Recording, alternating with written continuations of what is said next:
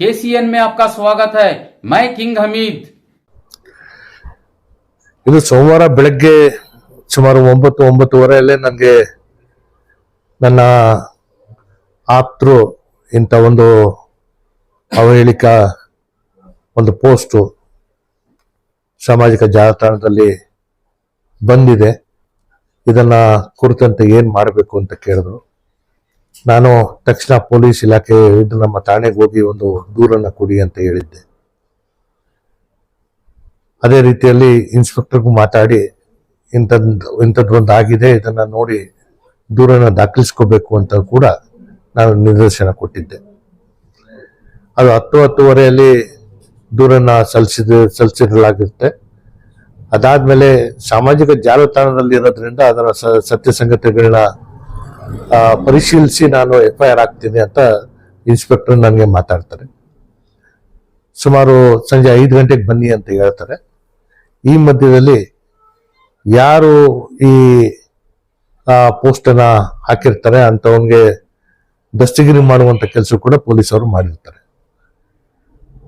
ಇದಾಗಿಯೂ ಕೂಡ ಸಂಜೆ ಸುಮಾರು 6:45-7 ಗಂಟೆ ಸಮಯದಲ್ಲಿ ಜನ ಉದಯಗಿರಿ ಸರ್ಕಲ್ ಬಳಿ ಜಮಾಯಿಸಿ ಪ್ರತಿಭಟನೆ ಮಾಡುವಂತಹ ಸನ್ನಿವೇಶದಲ್ಲಿ ಪೊಲೀಸ್ ಇಲಾಖೆ ಮತ್ತು ಇತರರು ಸಮಜಾಯಿಸಿ ಕೊಡುವಂತಹ ಸಾಕಷ್ಟು ಪ್ರಯತ್ನ ಮಾಡಿ ಆಗಿಯನ್ನು ಕೂಡ ಅವರು ಸಮಾಧಾನ ಪಡ್ಕೊಳ್ಳೋಕೆ ಸಾಧ್ಯ ಆಗಿಲ್ಲ.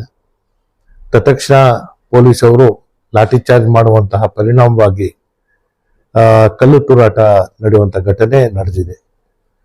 ಅದು ಒಂದು ಕಡೆಯಿಂದ ಪ್ರಾರಂಭವಾಗಿ ಮೊಹಮ್ಮದಿಯ ಮಸೀದಿ ಅಥವಾ ನಮ್ಮ ಅಜಿಸೆಕ್ ಮುಖ್ಯ ರಸ್ತೆ, ಉದಯಗಿರಿ ಪೊಲೀಸ್ ಠಾಣೆ ಇಂಥ ಮುಂತಾದ ಸ್ಥಳಗಳಲ್ಲಿ ಕಲ್ಲು ತೂರಾಟ ನಡೆಯುವಂತ ಘಟನೆ ನಡೆದಿದೆ. ಅದಾದ ಮೇಲೆ ಪೊಲೀಸ್ ಆಯುಕ್ತರಿಗೆ, DCPಗೆ, ಇನ್ಸ್ಪೆಕ್ಟರ್ಗೆ ನಿರಂತರವಾಗಿ ನಾನು ಕರೆಗಳನ್ನ ಮಾಡ್ತಾ ಇದ್ದೆ. ನಮ್ಮ ಸ್ಥಳೀಯ ಮುಖಂಡರುಗಳು ಸ್ಥಳದಲ್ಲೇ ಇದ್ದು ಅದನ್ನ ನಿಭಾಯಿಸುವಂತ ಕೆಲಸ ಕೂಡ ಮಾಡಿರ್ತಾರೆ. ಇದು ಆದಾಗ ಸುಮಾರು 1:15 ಸಮಯದಲ್ಲಿ ಪರಿಸ್ಥಿತಿಯನ್ನ ಒಂದು ಹಿಡಿತಕ್ಕೆ ತಗೊಳ್ಳುವಂತಹ ಕೆಲಸ ಪೊಲೀಸ್ ಇಲಾಖೆ ಮಾಡಕ್ ಸಾಧ್ಯ ಆಯಿತು. ಅದಾಗಿ ನಿನ್ನೆ ವಿನಾಕಾರಣ ಪ್ರತಿಪಕ್ಷದವರು ಇಲ್ಲಿ ಬರುವಂಥದ್ದು, ಸಲಹೆ ಕೊಡಂಗಿದ್ರೆ ನಾವು ಸ್ವೀಕರಿಸ್ತೀವಿ. ಆಗಿರುವಂತಹ ಸಾವು ಮನೆಯಲ್ಲಿ ರಾಜಕೀಯ ಮಾಡುವಂತಹ ಕೆಲಸ ಮಾಡಕ್ ಬಂದಂತವ್ರಿಗೆ ನಾನು ಒಂದು ಉತ್ತರವನ್ನು ಕೊಡ್ತೇನೆ. ಈ ಇಡೀ ಘಟನೆ ನಡೆದಿರುವಂಥದ್ದು ನನ್ನನ್ನ ನಿಂದಿಸುವಂತವ್ರಾಗಿರ್ಬೋದು, ನನ್ನ ಕುಟುಂಬದವ್ರನ್ನ ನಿಂದಿಸುವವರಾಗಿರ್ಬೋದು, ನನ್ನ ಮಕ್ಕಳನ್ನ ಬೈಯುವಂತವರಾಗಿರ್ಬೋದು, ಅದರ ಒಂದು ಕಡೆ ನಾವು ಸಹಿಸಿಕೊಂಡ್ರು ಕೂಡ ಪರ್ವಾದಿ ಮೊಹಮ್ಮದ್ ರವರ ವಿಚಾರದಲ್ಲಿ ಅವಹೇಳಿಕ ಈ ಮಾತುಗಳು ಅಥವಾ ಪೋಸ್ಟ್ಗಳು ಇಡೀ ಸಮುದಾಯ ಸಹಿಸ್ಕೊಳ್ಳಕ್ ಸಾಧ್ಯ ಇಲ್ಲ. ಹಾಗಾಗಿ ಇದನ್ನ ಪರಿಸ್ಥಿತಿ ಕೈಯಿಂದ ಮೀರಿ ಹೋಗುವಂತ ಪರಿಸ್ಥಿತಿ ಬಂದಿರುವಂಥದ್ದು. ಇಲ್ಲಿ ಯಾರ ಚಿತ್ರವನ್ನು ನೋಡಿ ನಾವು ವ್ಯಂಗ್ಯ ಮಾಡುವಂತ ಕೆಲಸ ಅಲ್ಲ. ರಾಜಕಾರಣದಲ್ಲಿ ಯಾರು ಏನ್ ಬೇಕಾದ್ರೂ ಮಾಡ್ಕೊಳ್ಳಿ, ಯಾರನ್ನ ಬೇಕಾದ್ರೂ ಬಳಕೆ ಮಾಡ್ಕೊಳ್ಳಿ, ಆದ್ರೆ ಪರ್ವಾದಿ ಮೊಹಮ್ಮದ್ ರವರನ್ನ ಈ ರೀತಿಯಲ್ಲಿ ಬಳಕೆ ಮಾಡ್ಕೊಳ್ಳುವಂಥದ್ದು ಸರಿಯಲ್ಲ ಅಂತ ಬಹಳ ಸ್ಪಷ್ಟವಾಗಿ ಹೇಳ್ತೀನಿ. ಸೊ ಆ ಕಾರಣದಿಂದ ನಮ್ಮ ಉದ್ದೇಶವನ್ನು ತಿಳಿ ಮಾಡುವಂತಹ ಪ್ರಯತ್ನ ಮಾಡುವಂತಹ ಕೆಲವು ರಾಜಕಾರಣಿಗಳಿಗೆ ಅವ್ರಿಗೆ ಅರ್ಥ ಮಾಡ್ಕೋಬೇಕು, ನಮ್ಮ ನಾವು ಎಷ್ಟೇ ಇದ್ರೂ ತಿಂತೀವಿ, ಆದ್ರೆ ಪರ್ವಾದಿ ಮೊಹಮ್ಮದ್ ರವರ ವಿಚಾರದಲ್ಲಿ ಅವಹೇಳಿಕ ಮಾತುಗಳು ಅಥವಾ ಬೇರೆ ವ್ಯಂಗ್ಯವಾಗಿ ಏನಾದರೂ ಹೇಳೋದಾದ್ರೆ ಅದು ಪ್ರತಿಯೊಬ್ಬ ಮುಸಲ್ಮಾನಕ್ಕೆ ನೋವಾಗುವಂತ ಸಂಗತಿ ಆಗಿರ್ತದೆ.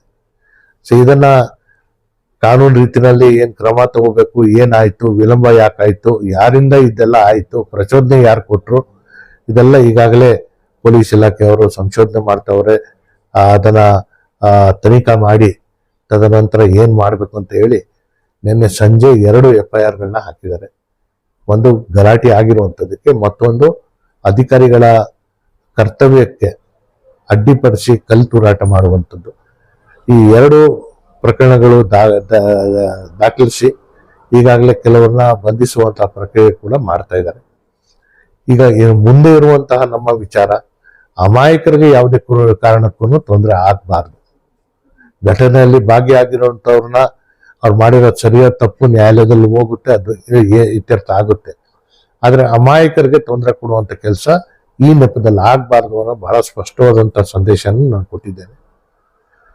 ಆ ಕಾರಣವಾಗಿ ನಮ್ಮ ಸ್ಥಳೀಯ ಮುಖಂಡರುಗಳು ನನ್ನ ಜೊತೆಗೆ ಸಂಪರ್ಕದಲ್ಲಿದ್ದು ಎಲ್ಲೆಲ್ಲಿ ಏನೇನು ಆಗ್ಬೇಕು ಪೊಲೀಸ್ ಇಲಾಖೆ ಜೊತೆಗೆ ಅಥವಾ ಸ್ಥಳೀಕರ ಜೊತೆಗೆ ಮಾತುಕತೆ ಮಾಡುವಂಥದ್ದಕ್ಕೆ ನನ್ನ ಬ್ಲಾಕ್ ಅಧ್ಯಕ್ಷರುಗಳಾಗಿರ್ಬೋದು, ಮಾಜಿ ನಗರ ಪಾಲಿಕಾ ಸದಸ್ಯರುಗಳಾಗಿರ್ಬೋದು, ನಮ್ಮ ನಿಗಮ ಮಂಡಳಿ ಅಧ್ಯಕ್ಷರುಗಳಾಗಿರ್ಬೋದು, ಎಲ್ಲರೂ ಇಡೀ ರಾತ್ರಿ ಜನರ ಮಧ್ಯದಲ್ಲಿದ್ದು ಕೆಲಸ ಮಾಡಿದ್ದಾರೆ. ಅವ್ರಿಗೂ ನಾನು ಕೃತಜ್ಞತೆಗಳನ್ನ ಸಲ್ಲಿಸ್ತೇನೆ. ಕೆಲವು ಪೊಲೀಸ್ ಸಿಬ್ಬಂದಿಗಳಿಗೆ ಗಾಯ ಆಗಿದೆ, ಕೆಲವು ಪತ್ರಕರ್ತರಿಗೆ ಗಾಯ ಆಗಿದೆ, ಕೆಲವು ಅಮಾಯಕರಿಗೆ ಗಾಯ ಆಗಿದೆ. ಅವರ ಶೀಘ್ರ ಗುಣಮುಖ ಆಗಲಿ. ಅಂಥದ್ದು ಏನಾದರೂ ಇದ್ದಾಗ ನಾವು ಅವರ ಜೊತೆ ನಿಲ್ತೇವೆ ಅನ್ನೋ ಮಾತನ್ನ ಸಹ ಈ ಸಂದರ್ಭದಲ್ಲಿ ಹೇಳ್ತೇನೆ. ಪೊಲೀಸ್ ಇಲಾಖೆಗೆ ಬಹಳ ಸ್ಪಷ್ಟವಾದಂತಹ ಸಂದೇಶನೂ ಕೊಟ್ಟಿದ್ದೇನೆ. ಯಾಕಂದ್ರೆ ನಾನು ಕಳೆದ 2 ವರ್ಷದಿಂದ ಉದಯಗಿರಿ ಠಾಣೆಯ ಜೊತೆಗೆ ಇನ್ನೊಂದು ಠಾಣೆ ಆಗಬೇಕು ಅಂತ ನಾನು ಪ್ರಸ್ತಾಪನ ಕಳಿಸಿದ್ದೇನೆ. ಅದು ಸರ್ಕಾರ ಪರಿಶೀಲನಾ ಹಂತದಲ್ಲಿ ಇರುವಂಥ ಸಂದರ್ಭದಲ್ಲಿ ನಿನ್ನೆ ಬೆಳಗ್ಗೆ ನನಗೆ ನನ್ನ ಪತ್ರದ ಉತ್ತರ ಬಂದಿದೆ. DG ಅವರಿಗೆ ಸರ್ಕಾರದಿಂದ ಪ್ರಸ್ತಾವನೆ ಹೋಗಿದೆ. ಸ್ಪಷ್ಟ ಅಭಿಪ್ರಾಯದೊಂದಿಗೆ ನೀವು ನಿಮ್ಮ ವರದಿಯನ್ನು ಕಳಿಸಿ ಅಂತ ಹೇಳಿ ನಾನು ಉದಯಗಿರಿ ಠಾಣೆನ ವಿಭಜನೆ ಮಾಡಿ 2 ಠಾಣೆಗಳನ್ನ ಮಾಡಬೇಕು ಅಂತ ಹೇಳಿದ್ದೇನೆ. ಅದು ಬಹುಶಃ ನಮ್ಮ ಬೇಡಿಕೆ ಈಡೇರಿಸುತ್ತೆ ಅನ್ನೋ ವಿಶ್ವಾಸ ನನಗಿದೆ. ನೋಡಿ, ಘಟನೆ ನಡೆದಿರುವಂಥದ್ದು ಅಷ್ಟೇ ನನ್ಗೆ ಗೊತ್ತಿರುವಂಥದ್ದು. ನಡಿಬಾರ್ದಂತಹ ಘಟನೆ ನಡೆದಿದೆ. ಆ ಘಟನೆ ನಡೆಯುವಂಥದಕ್ಕೆ ಕಾರಣ ಏನು ಅನ್ನೋದು ಕೂಡ ನಮ್ಮ ಮುಂದೆ ಬಂದಿದೆ.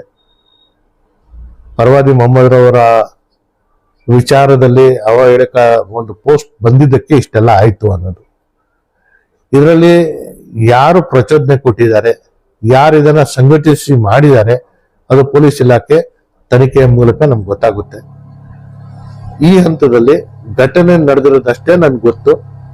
ಅದು ಪ್ರೀ ಪ್ಲಾನ್ಡೋ ಅಥವಾ ಏನು ಅನ್ನೋದು ನಾನು ಈ ಹಂತದಲ್ಲಿ ಹೇಳಕ್ ಬರಲ್ಲ. ಸುಮಾರು ಇನ್ನೋಸೆಂಟ್ ಹುಡುಗರಿಗೆ, ಯಾಕಂದ್ರೆ ಬೆಳಿಗ್ಗೆಯಿಂದ ಕಾಲ್ಸ್ ಬರ್ತಿದೆ, ಸುಮಾರು ಇನ್ನೋಸೆಂಟ್ ಆ ಕಡೆ ಓಡಾಡೋರ್ಗೂ ಕೂಡ ಅರೆಸ್ಟ್ ಮಾಡಿದ್ದಾರೆ. ಸೊ ಅವ್ರ ಬಗ್ಗೆ ಏನು? ಅರೆಸ್ಟ್ ಮಾಡಿರುವಂತ ಮಾಹಿತಿ ನನಗೆ ಇನ್ನೂ ಯಾವುದು ಬಂದಿಲ್ಲ. ಸುಮಾರು 50ರಿಂದ 52 ಜನಕ್ಕೆ ದಸ್ತಗಿರಿ ಮಾಡುವಂತ ಪಟ್ಟಿ ಮಾಡಿದೀವಿ ಅಂತ ಹೇಳಿದ್ದಾರೆ. ಯಾರದ್ದು ಏನು ಅಂತ ನನ್ಗೆ ಗೊತ್ತಿಲ್ಲ. ಅಮಾಯಕರಿಗೆ ಯಾವ ರೀತಿಯಲ್ಲೂ ತೊಂದರೆ ಆಗಕ್ ಬಿಡಲ್ಲ. ಸರ್, ನಾಳೆ ಅದೇ ರೀತಿ ಮುಸಲ್ಮಾನರು ಹಬ್ಬ ಕೂಡ ಇದೆ. ಸೊ ಆ ವಿಷಯದಲ್ಲಿ ನೋಡಿ, ನಾಳೆ ಇರುವಂತದ್ದು ಶಾಬಾನ್ ಹಬ್ಬ ಬಹಳ ಪವಿತ್ರವಾದಂತಹ ಒಂದು ರಾತ್ರಿ. ನಮ್ಮ ಸ್ನೇಹಿತರು, ನಮ್ಮ ಕುಟುಂಬದವರು, ನಮ್ಮ ಪೋಷಕರು ಯಾರನ್ನ ನಾವು ಕಳ್ಕೊಂಡಿದ್ದೀವಿ, ಆ ಗೋರಿಗಳಿಗೆ ಪ್ರಾರ್ಥನೆಗಳನ್ನ ಸಲ್ಲಿಸುವಂಥದ್ದು ಮತ್ತು ನಮಗಾಗಿ ನಾವು ಕ್ಷಮೆ ಕೇಳುವಂಥದ್ದು, ಮತ್ತೊಬ್ಬರಿಗಾಗಿ ಕ್ಷಮೆ ಕೇಳುವಂತಹದ್ದು, ಇದೊಂದು ಬಹಳ ಪವಿತ್ರವಾದಂಥ ರಾತ್ರಿ. ನಾನು ಸಾರ್ವಜನಿಕರಲ್ಲಿ, ವಿಶೇಷವಾಗಿ ನಮ್ಮ ಯುವಕರಲ್ಲಿ ನಾನು ಹೇಳುವಂಥದ್ದು, ನಮ್ಮ ಉದ್ದೇಶ ಕ್ಷಮೆ ಕೇಳುವಂಥದ್ದು ಭಗವಂತನಲ್ಲಿ, ಅಲ್ಲಾಹನಲ್ಲಿ ನಾವು ಕ್ಷಮೆ ಕೇಳಬೇಕಾಗಿರುವಂಥದ್ರಲ್ಲಿ ಆ ನಮ್ಮ ಉದ್ದೇಶ ಇರೋದ್ರಿಂದ ಸ್ಥಳೀಯವಾಗಿ ನಿಮ್ಮ ಬಡಾವಣೆಯಲ್ಲಿರುವಂಥ ಮಸೀದಿಗಳಲ್ಲಿ ಪ್ರಾರ್ಥನೆ ಮಾಡುವಂಥದ್ದಕ್ಕೆ ಹೋಗಿ, ತದನಂತರ ಕಬ್ರಸ್ತಾನ್ಗೆ ಹೋಗಿ ಬರುವಂಥವ್ರು ಕಬ್ರಸ್ತಾನ್ಗೆ ನೇರವಾಗಿ ಹೋಗಿ ವಾಪಸ್ ನಿಮ್ಮ ಮನೆಗೆ ಬರುವಂಥದ್ದಕ್ಕೆ ನಾನು ಸಲಹೆಯನ್ನು ಕೊಡ್ತೇನೆ. ಪೋಷಕರಲ್ಲಿ ನಾನು ವಿನಂತಿ ಮಾಡ್ಕೊತೇನೆ, ತಮ್ಮ ಮಕ್ಕಳನ್ನ ತಾವು ಜೊತೆಗೆ ಕರ್ಕೊಂಡೋಗಿ ಜೊತೆಗೆ ಕರ್ಕೊಂಡು ಬನ್ನಿ. ಯಾಕಂದ್ರೆ ವಾತಾವರಣ ನಾವು ಹಾಳು ಮಾಡ್ಕೊಳ್ಳೋದು ಬೇಡ. ಇನ್ನು 15 ದಿವಸಕ್ಕೆ ಪವಿತ್ರ ರಂಜಾನ್ ತಿಂಗಳು ಸಹ ಪ್ರಾರಂಭ ಆಗುತ್ತೆ. ಅದರ ಸಿದ್ಧತೆ ಮಾಡ್ಕೋಬೇಕಾಗಿರುವಂಥದ್ದು ನಮ್ಮೆಲ್ಲರ ಒಂದು ಕರ್ತವ್ಯ. ಹೀಗಾಗಿ ಇದೊಂದು ರಂಜಾನ್ ತಿಂಗಳು ದೇವರಿಂದ ಕ್ಷಮೆ ಕೇಳುವಂಥದ್ದು, ಮತ್ತೆ ನಮ್ಮ ಏನು ಇಡೀ ನಮ್ಮ ಜೀವನದ ಒಂದು ಸಾರಾಂಶ ಏನಿದೆ, ಹಸುವಿನ ಅರಿವು ಮತ್ತೆ ಮತ್ತೊಬ್ಬರಿಗೆ ಸಹಾಯ ಮಾಡುವಂಥದ್ದು, ಇದು ನಮಗೆ ದೇವರು ಇನ್ನೂ ಶಕ್ತಿ ಕೊಡ್ಲಿ ಅಂತ ನಾನು ಪ್ರಾರ್ಥಿಸ್ತೇನೆ. ನಾನು ಯಾವುದೇ ಒಂದು ವಿಚಾರಕ್ಕೆ ಮೊನ್ನೆ ನಡೆದಂತಹ ಘಟನೆಗೆ ನಾನು ಹೋಲಿಕೆ ಮಾಡ್ಕೊಳಕ್ ಹೋಗಲ್ಲ. ಎಲ್ಲವೂ ತನ್ನದೇ ಆದಂತಹ ಒಂದು ವಿಶೇಷತೆಯನ್ನು ಹೊಂದಿದೆ.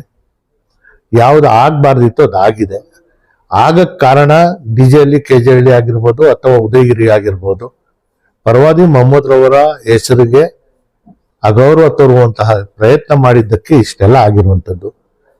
ಆ ಕಾರಣಕ್ಕಾಗಿ ನಾನು ಪೊಲೀಸ್ ವರಿಷ್ಠಾಧಿಕಾರಿಗಳಿಗೆ ಮತ್ತು ಮೇಲಧಿಕಾರಿಗಳಿಗೆ ನಾನು ಸೂಚನೆ ಕೊಟ್ಟಿದ್ದೇನೆ. ದೂರು ಕೊಟ್ಟ ಮೇಲೆ ಎಷ್ಟು ಸಮಯದ ನಂತರ FIR ಆಗಿದೆ, ದೂರು ಕೊಟ್ಟಿದ ಮೇಲೆ ಎಷ್ಟು ಸಮಯದ ನಂತರ ದಸ್ತಗಿರಿ ಮಾಡಿದ್ದೀರಾ, ಈ ಎಲ್ಲ ಮಾಹಿತಿ ನನ್ಗೆ ಬರಬೇಕು. ಇದು ಬಂದಾಗ ನಂತರ ನಾನು ಮಾತಾಡ್ತೇನೆ. ಈಗ ನಾನು ಅದಕ್ಕೆ ಪ್ರಾರಂಭದಲ್ಲೇ ಹೇಳಿದ್ದೇನೆ, ರಾಜಕಾರಣಿಗಳು ಅವರು ರಾಜಕೀಯ ಭಾಷಣ ನಮ್ಮ ಮೇಲೆ ಯಾವ ಪ್ರಭಾವವನ್ನು ಬೀಳಲ್ಲ. ನೋವಾಗಿರೋದು ನಮ್ಗೆ ನ್ಯಾಯ ಸಿಕ್ಕುವಂತ ಹೋರಾಟ ನಾವು ಮಾಡ್ತೇವೆ. ಆದ್ರೆ ಹೋರಾಟ ಮಾಡುವಂತ ವಿಧಾನಗಳು ಕೆಲವೊಂದ್ ಕಡೆ ದಾರಿ ತಪ್ಪಿದ್ದೇವೆ, ಅದು ಸರಿ ಮಾಡ್ಕೊತೇವೆ. ವಾತಾವರಣದಲ್ಲಿ ಸಂಪೂರ್ಣವಾಗಿ ಇವತ್ತು ಶಾಂತಿ ವಾತಾವರಣ ಬಂದಿದೆ. ಪೊಲೀಸ್ ಇಲಾಖೆ ತಮ್ಮ ಪ್ರಯತ್ನ ಮತ್ತು ಸಾಮಾಜಿಕ ಕಳಕಳಿ ಇಟ್ಕೊಂಡು ಕೆಲಸ ಮಾಡ್ತಿರುವಂತ ನಮ್ಮ ಸ್ಥಳೀಯ ನಾಯಕರುಗಳು ಸ್ಥಳದಲ್ಲೇ ಇದ್ದು ವಾತಾವರಣದಲ್ಲಿ ಸಂಪೂರ್ಣವಾಗಿ ಹತೋಟಿ ಬಂದಿದೆ. ಬಹುಶಃ ಇವತ್ತು ಪೊಲೀಸ್ ಠಾಣೆಯಲ್ಲಿ ಒಂದು ಸಭೆ ಕೂಡ ಕರೆದಿದ್ದೀವಿ. ಆ ಸಭೆಯ ನಂತರ ನಾನು ಅಧಿಕಾರಿಗಳಿಗೆ ಮಾತಾಡ್ತೇನೆ. ನಾಳೆ ಹಬ್ಬ ಇರೋದ್ರಿಂದ ವಹಿವಾಟ ಮಾಡ್ಕೊಳ್ಳುವಂಥದಕ್ಕೆ ಅವಕಾಶ ಮಾಡ್ಕೊಡೋಣ ಅಂತ. ಎಲ್ಲ ಕಡೆ ಯಾವುದು ನಿಷೇಧ ಮಾಡಿಲ್ಲ.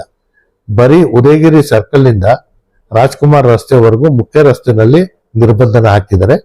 ಅದು ಒಂದು ರಸ್ತೆ, ಮಿಕ್ಕಿದ ಎಲ್ಲ ಕಡೆ ವಹಿವಾಟುಗಳು ಸಹಜವಾಗಿ ನಡೀತಾ ಇದೆ. ನೋಡಿ, ಇದು ರಾಜಕೀಯವಾದಂಥ ಹೋರಾಟ ಅಲ್ಲ. ನೋವಾಗಿರುವಂಥದ್ದು ಒಬ್ಬ ಮುಸಲ್ಮಾನಿಗೆ. ಅದರಲ್ಲಿ ಯಾರು ಯಾವ ರಾಜಕೀಯ ಪಕ್ಷದಲ್ಲಿ ಇದ್ದಾರೆ ಅಂತ ನನ್ಗೆ ಗೊತ್ತಿಲ್ಲ. ಹಾಗಿದ್ದೀಯೂ ರಾಜಕೀಯ ಬಣ್ಣವನ್ನು ಅದಕ್ಕೆ ಕಟ್ಟಕ್ಕೆ ಪ್ರಯತ್ನ ಮಾಡಿದ್ರೆ ನಾನು ಭಾಗಿಯಾಗಲ್ಲ. ನೋವು ಏನಾಗಿದೆ ಅದನ್ನ ತಿಳಿ ಮಾಡುವಂಥದ್ದಕ್ಕೆ ಯಾರ್ಯಾರು ಪ್ರಯತ್ನ ಮಾಡಿದ್ದಾರೆ ಅವರೆಲ್ಲರಿಗೂ ನಾನು ನನ್ನ ಕೃತಜ್ಞತೆಗಳನ್ನ ಸಲ್ಲಿಸ್ತೇನೆ.